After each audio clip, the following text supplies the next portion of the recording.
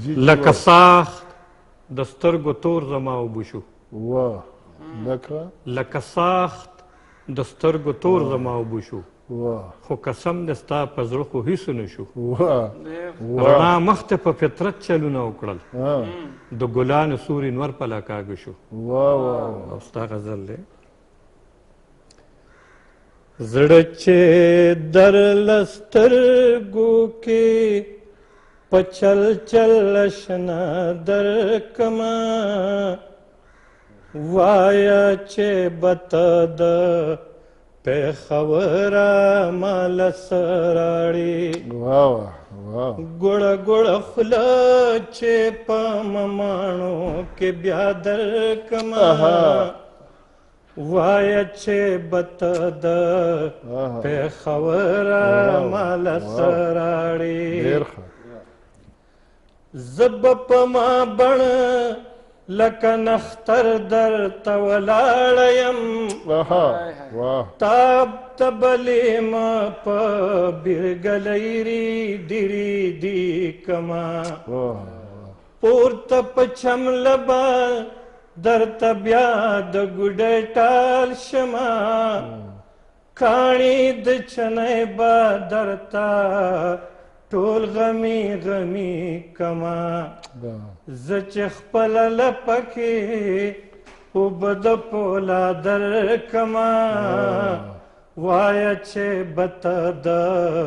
پېښوره ماله څه راړې. تاله مې لونګ د غره لمنو کې ساتلي دي، ګل ګل سپېلني به درله جمع د میرې کما، پاس په ننګو در ته ګورګورې به خالونه کم، شونډې به د شنو کوړو پاڼو باندې سرې کما، ساک چې د شملو سره د خپلې بیدیا درکمه، وایه چې به ته د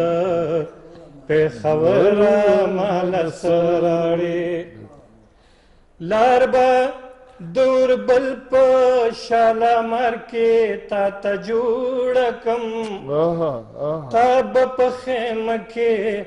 د ګوګل لکه جهانګیر کما، بیا به دې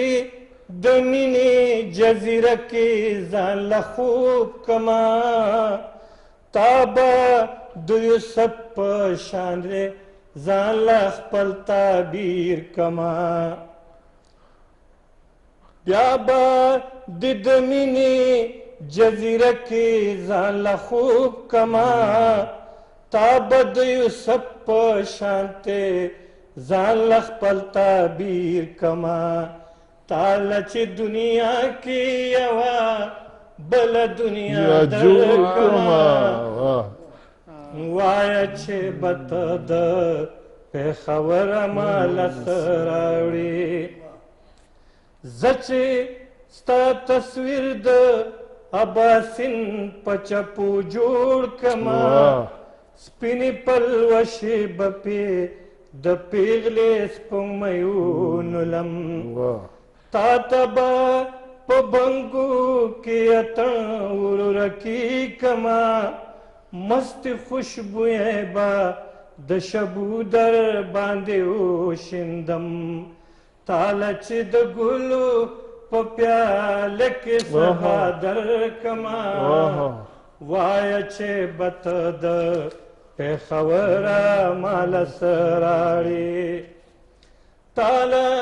به خولې د